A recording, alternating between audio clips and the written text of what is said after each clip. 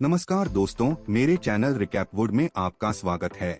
आज हम एक बीटल पर आधारित एक रोमांचक फिल्म पर चर्चा करने जा रहे हैं। चलिए शुरू करते हैं। पामेरा शहर में नया कॉलेज स्नातक जैमे रेस अपने घर लौटता है और अंततः अपने परिवार से फिर से मिल जाता है। घर आने के बाद जेमी की खुशी चिंता में बदल जाती है जब जेमी को पता चलता है कि उसके दूर रहने के दौरान उसके परिवार को कठिन समय का सामना करना पड़ा है। कोड इंडस्ट्रीज के नए विकास धीरे धीरे उनके गृहनगर को कमजोर कर रहे हैं, जिससे उनके पिता को अपना व्यवसाय खोना पड़ रहा है और परिवार को अपना घर खोने का गंभीर खतरा है। जेमी को भरोसा है कि वह अपनी कॉलेज की डिग्री के साथ एक अच्छी नौकरी पा सकता है और उनका समर्थन कर सकता है, लेकिन उसकी योग्यता के बावजूद कोई भी उसे नौकरी पर नहीं रखेगा। इसलिए उसकी बहन मिलाग्रो ने उसे विक्टोरिया कोड के हवेली उद्योगों में एक सफाई कर्मी के रूप में नौकरी दिला दी। इस बीच विक्टोरिया को पता चला कि उसकी भतीजी jenny code one man army corps OMAC नामक एक निष्क्रिय सुपर पुलिस तकनीक के बारे में उससे बात करने आई है। विक्टोरिया ने इस परियोजना को पुनर्जीवित किया है और एक अजीब नई तकनीक का उपयोग करके इसे विश्व शक्तियों को बेचने के लिए विकसित कर रही है। जेनी विक्टोरिया से OMAC परियोजना को रोकने की मांग करती है। जेनी उसे जेनी को धमकाते हुए देखता है और जब वह देखता है कि जेनी कितनी असहज है तो वह उसका बचाव करने के लिए आगे आता है, जिसके कारण उसे और मिलाग्रो को तुरंत निकाल दिया जाता है। हालांकि जेनी इस भाव की सराहना करती है और जेमी को उसे कोड टावर पर देखने के लिए कहती है ताकि वह उसके और उसकी बहन के लिए दूसरी नौकरी की व्यवस्था कर सके। जेमी नौकरी स्वीकार करने में झिझक रहा था। अपने पिता की प्रेरणा भरी बातचीत के बाद जेमी ने जेनी को उसके प्रस्ताव पर लेने का फैसला किया। अगले दिन पूरे परिवार ने जेमी को कोड इंडस्ट्रीज में छोड़ दिया और अपने परिवार के समर्थन में अत्यधिक उत्साह के कारण वह बहुत शर्मिंदा हुआ। इस बीच जेनी एक प्रतिबंधित क्षेत्र में घुस जाती है और एक खाद्य वितरण बॉक्स का उपयोग करती है और उसने स्कारब कला प्रभाव चुरा लिया है, जिसे विक्टोरिया ने अंटार्कटिका में एक जमे हुए बंजर भूमि में खोजा है। जेमी उसे लॉबी में देखता है और उसे पकड़ने की कोशिश करता है। जैसे ही अलार्म बजता है, जेनी घबरा जाती है और जेमी को बर्गर बॉक्स में छिपा हुआ स्कारब देती है और उसे उसकी रक्षा करने का आदेश देती है। वह असमंजस में सहमत हो जाता है और इसे घर ले जाता है। उसका परिवार उसे बक्सा खोलने के लिए मनाता है और वे उस अजीब मूर्ति की जांच करते हैं। उठाए जाने पर स्कारब अचानक जीवित हो जाता है और खुद को जेमी से जोड़ लेता है। दर्द के साथ उसकी पीठ से जुड़ जाता है और उसे विदेशी कवच के एक सेट में ढक देता है। स्कारब उससे बात करता है और उसके सिस्टम की जांच शुरू करता है। उसका पूरा शरीर सिर से पांव तक स्कारब बीटल के नीले कवच से ढका हुआ था। जब उसने जेमी को बदलना शुरू कर दिया तो उसे एक महिला की आवाज सुनाई देने लगी जो वास्तव में एक स्कारब थी जो उससे बात कर रही थी। कवच प्रणाली की जांच करने के लिए जेमी ने उसे अंतरिक्ष में प्रक्षेपित किया, उसे वापस पृथ्वी पर भेजा और उसे शहर के माध्यम से हेल्टर स्केल्टर में उड़ाया, जिससे क्षति हुई। सिस्टम की जांच सफलतापूर्वक हो जाने के बाद वह निर्वस्त्र होकर अपने घर वापस आ गया। जब वह उठा तो वह चिल्लाता हुआ अपने कपड़े पहनने के लिए दौड़ा। तभी उसने देखा कि उसकी पीठ पर नीला निशान चिपका हुआ है। स्कारब को हटाने के लिए बेताब जेमी ने जेनी को ढूंढने और कुछ जवाब पाने का फैसला किया और रूडी के ट्रक को वापस टावर पर ले गया। वह जेनी को सशस्त्र प्रवर्तकों से भागते हुए पाता है और उसे भागने में मदद करता है। जेनी को स्कारब के बारे में पता था क्योंकि यह बहुत पहले उसके पिता के कब्जे में था, लेकिन यह नहीं पता था कि यह जेमी के साथ बंध जाएगा क्योंकि यह संवेदनशील है और अपना मेजबान खुद चुनता है। उससे इसे प्राप्त करने का एकमात्र मौका उसके पिता की तिजोरी में हो सकता है, लेकिन उन्हें कोड इंडस्ट्रीज में संग्रहित एक डिजिटल कुंजी की आवश्यकता होगी।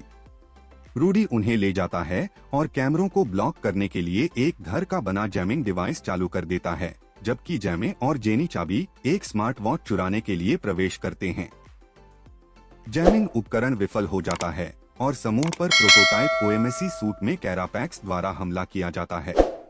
स्कारब जेमी के सूट को सक्रिय करता है और वह अंगरक्षक के साथ एक हारी हुई लड़ाई लड़ता है। रास्ते में जेमी ने खुलासा किया कि स्कारब का नाम खाजिदा है। उसने ऐसा तब सीखा जब उसने उसके शरीर पर कब्जा कर लिया। वे जेनी के पिता की पुरानी हवेली में जाते हैं और चाबी का उपयोग करके वह उन्हें एक गुप्त तहखाने की मांद में ले जाती है, जहां टेड सुपर हीरो ब्लू के रूप में काम करता है। रूडी टेड के कंप्यूटर को हैक करना शुरू कर देता है, जबकि जैमे और जेनी ऊपर की ओर जाते हैं। स्कारब जैमे के घावों को ठीक करता है और वह और जेनी बात करते हैं। जेनी की मां ही थीं जिन्होंने उसके पिता को अपना काम शुरू करने और कंपनी का कायापलट करने के लिए प्रेरित किया, लेकिन उनकी मृत्यु के बाद वह विमुख और जुनूनी हो गए। वह जैमे के करीबी पारिवारिक रिश्तों की प्रशंसा करती है और वे लगभग चुंबन करते हैं, इससे पहले कि रूडी उन्हें बताए कि उसने कंप्यूटर में सेंध लगा ली है। रूडी को पता चला कि स्कारब एक बार किसी और के साथ मिल गया था, जिसका प्रोटोटाइप ओएमएसी सूट बनाने के लिए विश्लेषण किया गया था, लेकिन परियोजना पूरी होने से पहले ही बंद हो गई। एक बार जब स्कारब एक मेजबान चुन लेता है तो यह सेलुलर स्तर पर उनके साथ विलीन हो जाता है और वाहक की रक्षा करने की पूरी कोशिश करता है। दुर्भाग्य से स्कारब को हटाने का एकमात्र तरीका मेजबान को मारना है। जैमे निराश है और रूडी बाहर उससे बात करता है, उसे प्रोत्साहित करता है कि शायद स्कारब अभिशाप के बजाय एक उपहार है।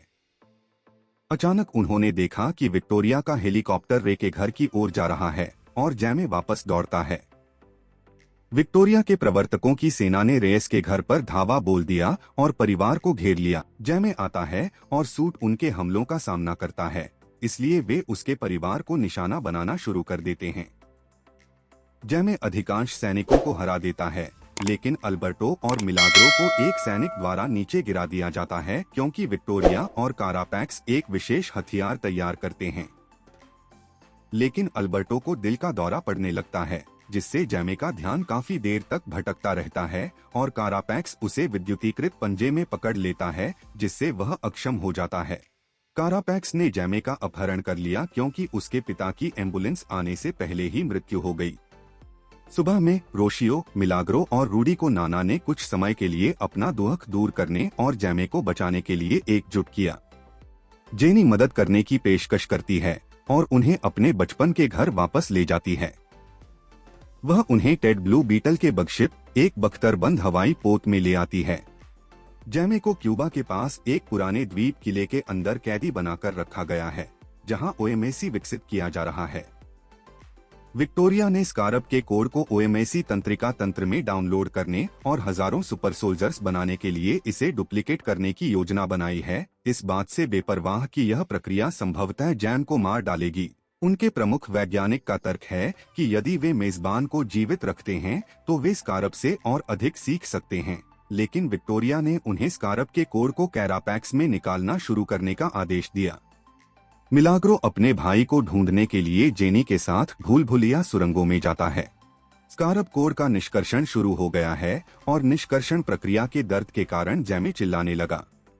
जैमे के अंग बंद होने लगे और उसकी नसें शिथिल होने लगीं, लेकिन मरने से पहले जैमे को अपने पिता के दर्शन हुए, जिसने उसे अपनी नियति से लड़ने के बजाय उसे स्वीकार करने के लिए प्रोत्साहित किया। इसके बाद जैमी अपने पिता से विदा लेता है और काजीदा के पास पहुंचता है। मिलाग्रो अपने भाई को ढूंढने के लिए जेनी के साथ भूल-भुलैया सुरंगों में जाता है। वे गार्डों से बचने के लिए एक साइड रूम छिप गए और पाया कि विक्टोरिया ने पहले से ही मेजबानों की प्रतीक्षा में हजारों ओएमएसी इकाइयों का निर्माण कर लिया है, जिन्हें स्कारब द्वारा संचालित किया जा रहा है।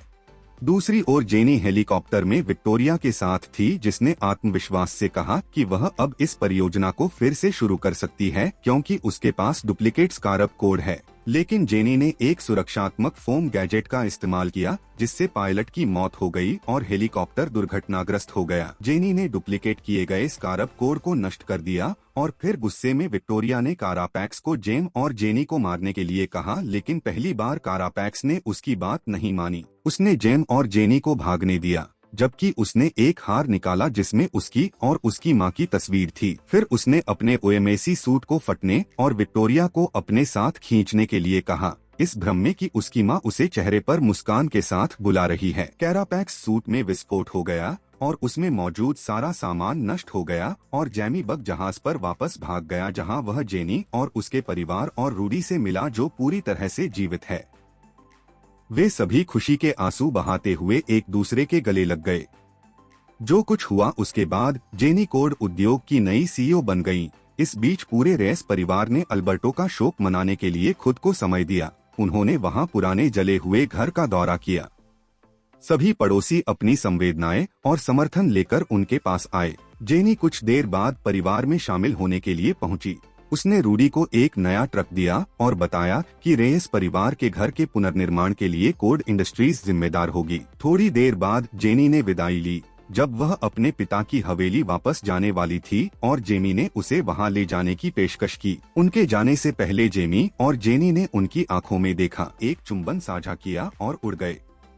टेक कॉर्ड्स लैब में बिजली चालू हो गई और टेड कॉर्ड से एक विकृत ट्रांसमिशन प्राप्त हुआ क्योंकि बाद वाले ने सख्त पुष्टि की कि वह अभी भी जीवित था।